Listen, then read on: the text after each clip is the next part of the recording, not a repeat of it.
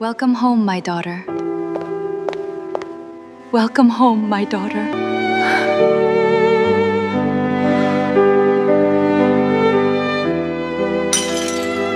He built an empire on the promise that he never lost anything he wanted to keep. Then his mother walked past his bride, wrapped her arms around the woman he'd spent 3 years hating, and whispered 4 words that turned his wedding into a crime scene. If you believe loyalty deserves the truth, not silent judgment dressed as family, hit subscribe now, because this story is about to expose exactly who's been lying to who. Like this video if you already suspect Lady Kang knows something the whole family's been too scared to ask. Only the indifferent scroll past. He built an empire on the promise that he never lost anything he wanted to keep. Then his mother walked past his bride, wrapped her arms around the woman he'd spent 3 years hating, and whispered 4 words that turned his wedding into a crime scene. The ballroom of the Kang estate had been built for exactly this kind of spectacle. Soaring ceilings, silk banners, the color of old blood and older money, and enough security discreetly stationed around the perimeter to make a small nation nervous. Tonight, it smelled like orchids, imported champagne, and the particular anxiety of 300 guests who all understood, on some animal level, that they were watching a performance with live ammunition. Kang Min-jae walked in like a man arriving to collect an award he'd already been promised. Tall, precise, dressed in black the way undertakers and mafia bosses both understood as a kind of professional courtesy. He moved through the crowd with Seo Yuna glowing on his arm. She'd chosen a gown that caught the chandelier light like she'd personally negotiated terms with the sun, and for a moment, everything about the evening looked exactly as rehearsed. Min-jae had survived rival cartels. He'd survived corrupt prosecutors circling his empire like sharks smelling blood in clean water. He'd survived one memorable assassination attempt at a fish market that had ended, improbably, with an octopus vendor becoming his most loyal informant. He believed, reasonably, given the evidence, that he had a working understanding of danger. He did not. Because danger, it turned out, didn't always come with a gun. Sometimes it came dressed in his mother's favorite hanbok, moving across a crowded ballroom with the unstoppable calm of a woman who had buried 2 husbands and outlasted every rumor Seoul's underworld had ever whispered about her. Lady Kang's eyes swept past Yuna like the girl was an ambitious piece of furniture someone had left in the wrong room, and then she saw her, standing quietly near the garden doors, in simple charcoal, looking like she'd rather be anywhere else in the world, possibly the moon, was a woman most of the guests hadn't seen in 3 years. Ama Serwa. Lady Kang crossed the ballroom, and every conversation in her path simply stopped, as if she carried silence in her wake the way other women carried perfume. She reached Ama and pulled her into an embrace so fierce it seemed to physically displace the air in the room. "Welcome home, my daughter." 4 words. That was all it took. The chandeliers might as well have gone dark for how completely those 4 words eclipsed everything else in the room. Champagne flutes froze midair. A violinist forgot the next note of a song he'd played 1,000 times without a single mistake. Yuna's smile stayed fixed to her face with what could only be described as sheer structural engineering. Beautiful, expensive, and one push away from collapse. Min-jae felt something crack in his chest. Not loudly, like a gunshot. Slowly, the way ice gives way beneath a man who was certain he knew exactly how much weight the lake could hold. 3 years. 3 years he'd spent believing Ama left him for weakness, for money, for the simple crime of not wanting to survive marriage to a man whose enemies communicated primarily through car bombs and anonymous flower deliveries with notes attached. He'd built an entire architecture of resentment on that story, floor by floor, room by bitter room, furnished with every 3 a.m. conversation he'd had with himself about how she'd abandoned him when it mattered most. His mother had just kicked out the foundation with the emotional equivalent of a stiletto heel in front of 300 witnesses and a wedding photographer who was, at this very moment, still live streaming to 12,000 followers. Uma. His voice came out lower than he intended, sharper than he meant it. "What is this?" Lady Kang didn't answer him. She held Ama's face in both hands like a woman confirming a miracle was real, and something in her expression, grief, gratitude, guilt, Min-jae couldn't name it fast enough, silenced whatever he'd planned to say next. Because here was the truth clawing its way up through 3 years of careful, comfortable lies. His mother knew something. His mother had always known something. And whatever it was, it had just walked back into his wedding wearing charcoal gray and an expression that said she hadn't wanted to be anyone's storm. Somewhere behind him, Yuna's hand tightened on his arm, not for comfort, but for balance. Like a woman realizing the ground beneath her marriage had just been quietly, expertly removed. The empire Min-jae had spent his whole life building had survived cartels, prosecutors, and one very confused octopus vendor. It had never once been threatened by a hug. Until tonight. The silence after "Welcome home, my daughter" didn't break so much as it curdled, thickening into the kind of quiet where 300 people simultaneously decided to check their phones for something to do with their eyes. Min-jae stepped forward, and the crowd parted for him the way it always did, though tonight it felt less like respect and more like people clearing a blast radius. "Uma," he said again, quieter this time, close enough now that only his mother and Amma could hear him. "You invited her." "I did." Lady Kang didn't release Amma's hands. "I invite whoever I please to my son's wedding. Was there a rule I forgot about?" "You walked past Yuna. I noticed the dress. It's lovely. Tell her congratulations." Lady Kang's tone carried the particular cruelty of a woman being completely, devastatingly polite. Behind him, Yuna had recovered enough composure to step forward, her smile now doing the heavy lifting of an entire wedding's worth of dignity. "Mrs. Kang," she said warmly, extending a hand toward Amma like a woman determined to win a war she didn't yet understand the terms of. "I've heard nothing about you, actually. How strange." It should have landed as an insult. Instead, it landed as a confession, an accidental admission that in 3 years of courtship, Min-jae had never once mentioned the woman he'd been married to before her.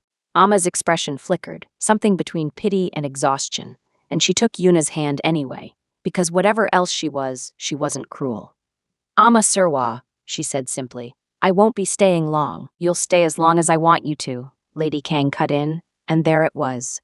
The voice that had once made a room full of armed men reconsider their life choices.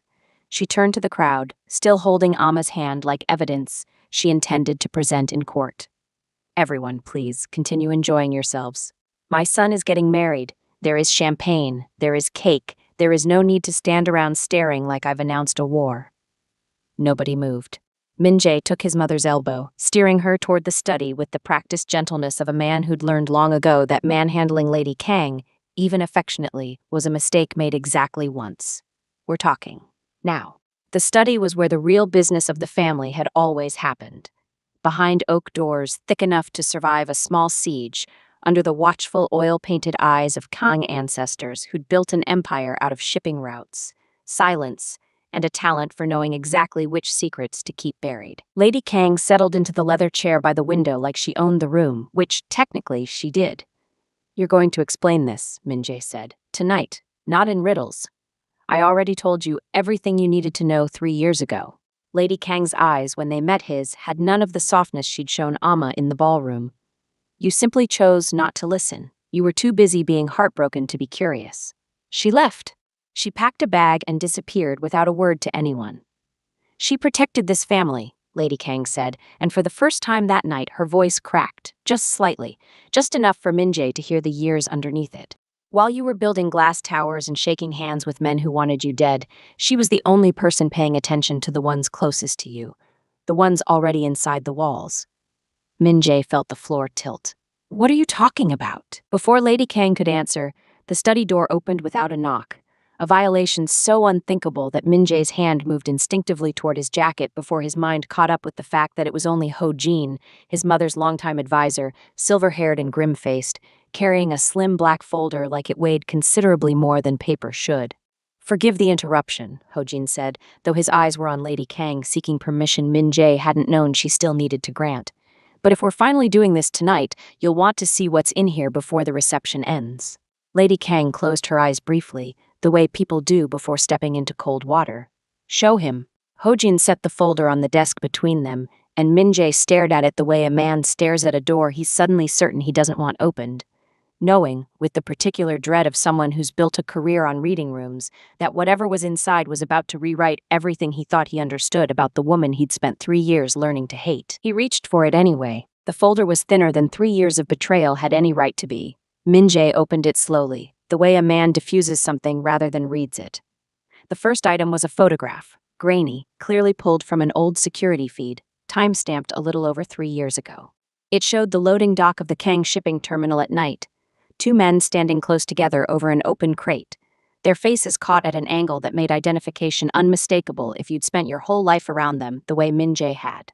His stomach dropped before his mind finished the calculation. "That's Sang-woo," he said. His cousin. Twice removed by blood, but never by trust.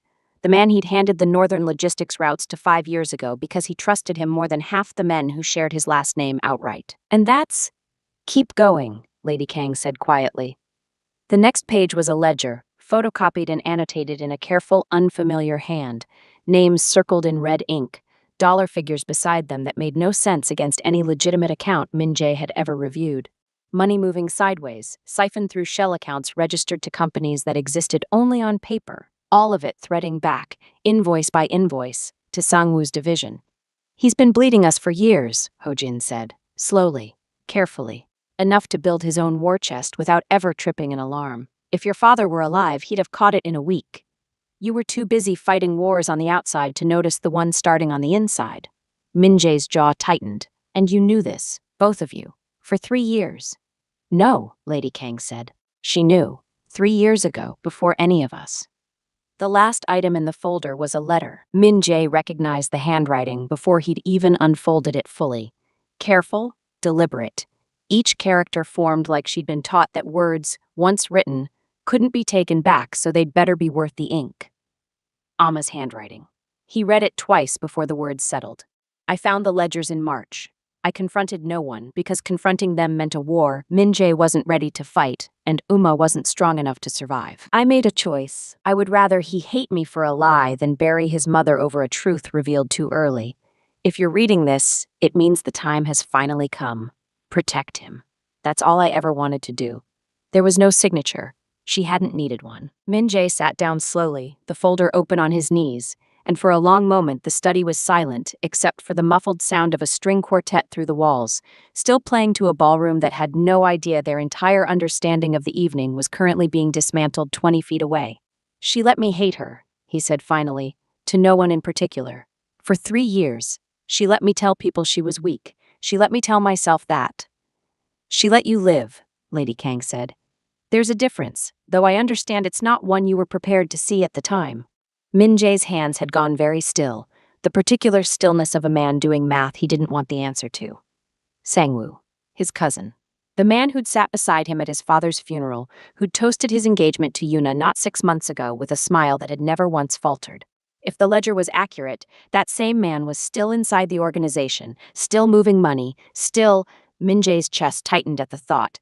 Still here tonight, somewhere in that ballroom, in a suit Min-jae had probably paid for, smiling at guests who had no idea they were standing 3 feet from a man quietly finishing what he'd started 3 years ago. "Where's Sang-woo now?" Min-jae asked, already rising. Ho-jin's face answered before his mouth did. "That's the other thing," he said. "He excused himself from the reception roughly 10 minutes ago, said he needed air. Nobody who needed air left in the direction of the family's private vault wing." Min-jae was already moving before he'd finished thinking it through, the folder still in his hand, 3 years of grief reorganizing itself in real time into something considerably more useful, rage with a destination. Behind him, he heard his mother's voice, low and urgent, calling for Ho-jin to alert security, and underneath all of it, a single thought looping with the persistence of a struck bell. Amma hadn't betrayed him. She'd been standing guard the entire time, alone, while he'd spent 3 years mourning the wrong version of the story, and somewhere in this house, the real villain was about to find out that the woman he'd counted on staying silent forever had finally decided her silence was over. The vault wing sat 2 floors below the ballroom, accessible by a private staircase disguised as a wine cellar door. A detail Min-jae's father had once called practical paranoia, and which Min-jae, sprinting down it 3 steps at a time in a wedding suit, was suddenly grateful for. He found Sang-woo exactly where a man with nothing to hide would never be, standing in front of the secondary server room, a keycard in his hand that he had no legitimate reason to possess. "Min-jae." Sang-woo's voice carried the easy warmth it always did, the same warmth that had fooled a room full of guests for 3 years, the same warmth Min-jae had once mistaken for loyalty. "Shouldn't you be upstairs? It's your wedding." "Funny," Min-jae said. "I could ask you the same thing, except you don't have a keycard to this floor. I revoked it 2 years ago when we restructured access." Something shifted behind Sang-woo's eyes, not panic, not yet, but the recalculation of a man realizing his timeline had just been compressed. I must have an old one. I'll have it deactivated. Don't. Min-jae held up the folder. I've read it. All of it. The ledgers, the dates, the shell accounts with your division's fingerprints all over them. He watched his cousin's face carefully, the way he'd watched 100 negotiations, looking for the exact moment a man's composure became a performance. 3 years, Sang-woo. 3 years you let me believe my wife left because she was weak, while you were quietly finishing the job she caught you starting. Sang-woo's smile didn't drop so much as it recalibrated, sharpening into something colder and considerably more honest. She was never supposed to find those ledgers. She wasn't even supposed to be looking. Your ex-wife had an unfortunate habit of paying attention to things that weren't her business. They were her business. She was my wife. She was an outsider who married in, Sang-woo said, and for the first time that night, his voice carried real contempt, the kind that had clearly been rehearsed for years in rooms Min-jae was never invited into. A pretty distraction from Ghana, who thought loyalty to this family was a two-way street. I gave her every opportunity to walk away quietly. She took it. I assumed that was the end of it. It wasn't, said a voice from the stairwell. Min-jae turned. Amma stood at the top of the steps, still in charcoal, still composed, though something in her posture now carried the coiled readiness of a woman who'd rehearsed this confrontation in her head more times than she'd ever admit. Behind her, Lady Kang and 2 of the estate's security detail moved quietly into position, boxing the corridor. You should have killed me when you had the chance, Amma said, descending the stairs slowly. Instead, you let me disappear and assumed a scared woman with a suitcase wouldn't keep copies. That was your first mistake. Your second was assuming 3 years of silence meant I'd stopped watching. Sang-woo's composure finally cracked, just slightly, calculation flickering across his face as he glanced toward the server room door, toward the exits, toward the narrowing math of a man realizing every path out of this corridor now led through people who wanted him caught. You have no proof I did anything beyond what's in that folder. Moving money isn't a crime in this family, it's a tradition.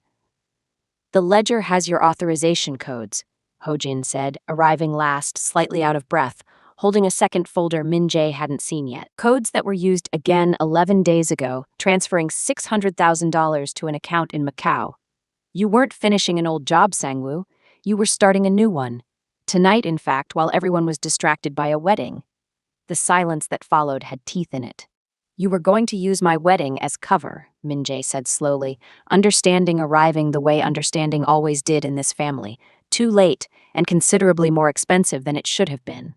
While everyone watched the bride, you were going to empty what's left. Sang-woo's hand moved, not toward a weapon, Min-jae would realize later, but toward the emergency override panel bolted beside the server room door, a last, desperate reach for a self-destruct sequence that would have wiped 3 years of evidence in under a minute. His fingers never reached it. The lights in the corridor cut to black. For roughly 4 seconds, the only sound in the corridor was breathing. 5 people, 1 traitor, all suddenly blind and recalculating. Then the backup lighting kicked in, dim and red, and Min-jae saw exactly what he expected to see. Sang-woo, halfway to the override panel, frozen not by fear, but by the barrel of a security officer's weapon now leveled at his chest from 6 feet away. Estate protocol, Ho-jin said calmly, tucking a small device back into his jacket, the same device, Min-jae now realized, that had cut the power the instant Sang-woo's hand moved. Cuts all non-essential power the moment someone touches that panel without clearance. Your father installed it after the incident with the fish market, actually. Funny how these things come full circle. Sang-woo's laugh came out thin, stripped of its earlier warmth. You're going to hand-deliver your own cousin to the police? In front of 300 wedding guests? Do you have any idea what that does to this family's reputation? Our reputation, Min-jae said, stepping closer, survived cartels. It survived prosecutors. It'll survive one coward who spent 3 years hiding behind a woman's silence instead of having the nerve to face me directly. He nodded to security. Take him to the East Study, quietly. My mother's guests don't need a floor show. As they led Sang-woo away, he twisted back once, something venomous and almost pleading in his expression. Ask her, he called, jerking his chin toward Amma, what it cost her to protect people who never once thought to check if she was even still alive. Ask her what loyalty got her. Nobody answered him. The stairwell door closed, and with it, 3 years of quiet architecture finally, definitively, collapsed. In the sudden stillness of the corridor, Min-jae turned to Amma. Under the red emergency lighting, she looked less like the elegant stranger who'd stood by the garden doors and more like the woman he remembered from before everything. Steady, watchful, carrying weight she'd never once asked anyone to help her hold. "You could have told me," he said, quieter now. "Any point in 3 years. One phone call." "And said what?" Amma's voice wasn't angry, it was tired, in the specific way of someone who'd rehearsed this conversation at 3 in the morning more nights than she'd ever admit. "That your favorite cousin was robbing your family blind, and the only proof I had could get us both killed before you finished believing me? You were 29, Min-jae, freshly running an empire your father died defending. You needed an enemy you could see. I gave you one you could survive being angry at instead. I spent 3 years hating you." "I know," she said. "I read about your wedding in a newspaper. I told myself I was happy for you." A small, humorless breath escaped her. "I was lying, but I told myself anyway. That's the version of loyalty nobody puts on the wedding invitations." Lady Kang, who had been silent through the exchange with the particular restraint of a woman choosing exactly the right moment to speak, finally stepped forward and took both their hands, one in each of hers, the way she must have done when they were newly married and she'd still believed the whole arrangement was going to work out simply. "I am done watching this family confuse silence for weakness," she said. "Your father built an empire on secrets, and it nearly buried all of us. I will not bury another year pretending everyone in this house is fine." She looked directly at her son. "You have a wife upstairs who deserves an explanation you haven't given her yet. And you," she turned to Amma, her voice softening into something almost pleading, "have spent 3 years alone protecting people who never once said thank you. I'm saying it now. Thank you." Amma's composure, so carefully held through cousins and conspiracies and confrontations in dim red light, finally wavered, not into tears, but into something quieter, a held breath finally released. Upstairs, faintly, the string quartet was still playing, 300 guests still waiting for a wedding that had quietly become something else entirely 20 minutes ago. Somewhere among them stood Seiyu Yuna, alone at her own reception, about to discover that the marriage she'd walked into that evening had never really been about her at all, and Min-jae, standing in a red-lit stairwell between his mother, his cousin's betrayal, and a woman he'd spent 3 years learning to hate for a sin she never committed, understood with sudden clarity that the hardest confrontation of the night hadn't happened yet. It was waiting for him at the top of the stairs, in a wedding dress. Yuna was exactly where he'd left her, standing near the head table, champagne untouched, watching the door with the particular stillness of a woman who'd had 20 minutes to construct several different versions of what she was about to hear and liked none of them. "Where is she?" Yuna asked before Min-jae had even fully crossed the room. Not a question, a demand dressed as one. "Downstairs, with my mother." "And Sang-woo?" Word traveled fast in a house full of people paid to notice everything. Min-jae exhaled slowly. Being escorted somewhere considerably less comfortable than a wedding reception, Yuna set her glass down with the precise control of a woman refusing to let her hands shake in public. "So it's true then. Whatever this is, it's not gossip. It's not your mother being dramatic." Her eyes searched his face, and for the first time since he'd known her, Min-jae saw something under the careful composure that looked less like hurt and more like calculation. A woman recounting every conversation of their courtship, checking which parts had been true. 3 years, Min-jae. 3 years you told me she left because she couldn't handle the life. You let me believe I was marrying a man whose first wife ran when things got difficult." "I believed that too," he said, and it cost him something to say it plainly. "I believed it because it was easier than the alternative. Easier than knowing she stayed silent about a betrayal that could have gotten her killed, just so I wouldn't have to fight a war I wasn't ready for. And now? Now I know the truth, and it's worse, because it means I spent 3 years being angry at the one person who never stopped protecting this family, including me." Yuna was quiet for a long moment, the ballroom noise washing around them, a clink of glasses, the quartet finishing a song nobody was really listening to anymore, laughter from a corner of guests blessedly unaware that the wedding they'd attended had already had its climax and it hadn't involved a single vow. When she finally spoke, her voice had lost its performance entirely. "I need you to understand something," she said. "I didn't fall in love with a man who was honest with me. I fell in love with a man who was careful with me, which I mistook for honesty because I wanted to. Tonight I learned there's an entire wing of your life I was never shown the blueprint to. That's not a small thing to discover at your own wedding." "No," Min-jae agreed. "It isn't. So here's my question, and I want the true answer, not the careful one. Yuna lifted her chin, and despite everything, despite the humiliation of the evening, there was something almost admirable in how steadily she asked it. If she'd walked back into your life tonight and asked you to choose, right now in front of everyone, would there be a choice to make? The honest answer arrived faster than Min-jae wanted it to, which told him everything he needed to know about how honest it was. He didn't say it aloud. He didn't need to. Yuna read it in the half-second of silence before he opened his mouth to answer, and something in her expression settled, not into heartbreak exactly, but into the calm of a woman who'd just been handed the one piece of information she actually needed. That's what I thought, she said quietly. For what it's worth, I don't think you're a bad man, Min-jae. I think you're a man who's been protected from the truth so many times by so many people who loved him that you forgot what it feels like to choose it yourself. She slipped the ring from her finger with a steadiness that impressed him more than tears would have. I won't stand at an altar tomorrow pretending tonight didn't happen. You should go find out what you actually want before you ask anyone else to build a life around it. She pressed the ring into his palm, and for a woman whose wedding had just publicly disintegrated, she walked away from the head table with more dignity than most people managed on their best day, pausing only once near the doors to glance back at him with an expression that wasn't quite forgiveness, but wasn't cruelty either. Somewhere below them, Amma was still standing in a stairwell with a mother-in-law who'd just called her daughter in front of the entire underworld of Seoul, holding 3 years of grief she'd never once let anyone else carry for her. And Min-jae, standing alone now at the center of his own ruined wedding, understood with sudden, terrible clarity that the version of his life he'd spent 3 years building, the empire, the schedule, the careful, correct fiancé who fit every requirement except the one that mattered, had just been quietly, mercifully dismantled by a hug his mother gave someone else. He'd been given, against every intention in the room, a second chance. He wasn't going to waste it standing at a head table. He found her exactly where he expected to.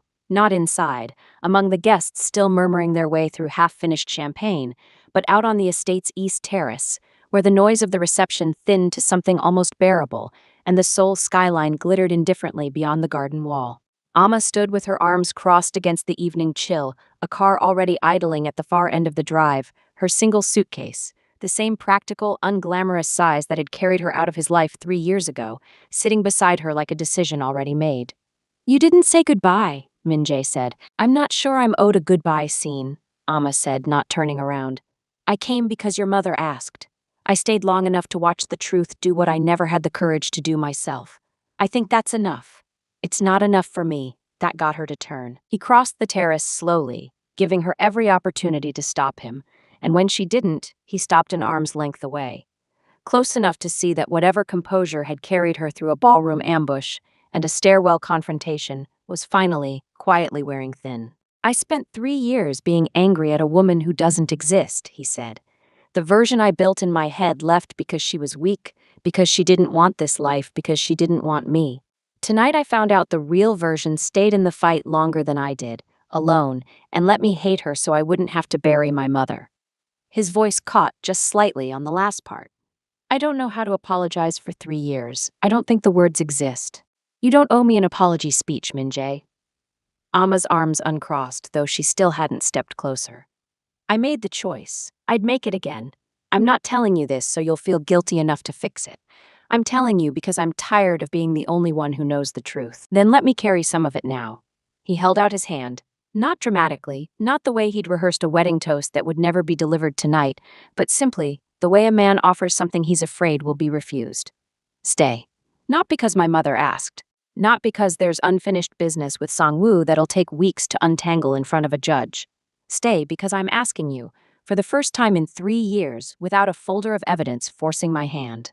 Amma looked at his hand for a long moment, and Min-jae understood, watching her, that whatever she decided next would matter more than anything he'd survived that night. More than cartels, more than prosecutors, more than a cousin currently sitting in his east study discovering exactly how thoroughly he'd underestimated the woman he'd once dismissed as a pretty distraction. Your bride, Amma said quietly. Where is she? She left, with more dignity than I deserved, and a piece of advice I intend to actually listen to this time. He didn't look away. This isn't about replacing anyone, Amma. It's about finally telling the truth instead of managing it. I don't know what that looks like yet. I'd like the chance to find out. With you, if you'll let me. The car at the end of the drive was still idling, patient, indifferent to the fact that the woman it was waiting for hadn't moved in almost a minute. When Amma finally stepped forward and took his hand, it wasn't with the fireworks of a wedding day reunion or the swelling music of a reconciliation scene. It was quieter than that, steadier, the way two people rebuild something that was never actually broken so much as buried under 3 years of someone else's silence. "I'm not doing this because it's easy," she said. "I'm doing it because I'm done being the only one protecting this family from the truth. If I stay, we do it honestly. All of it. No more folders, no more secrets with expiration dates." "Agreed," Minjae said, and meant it more completely than he'd meant any vow he'd rehearsed for that afternoon. Behind them, through the terrace doors, Lady Kang watched from the threshold with the quiet satisfaction of a woman who'd spent 3 years waiting for exactly this moment and said nothing at all, because for once, in a house built on secrets, silence finally meant something worth keeping.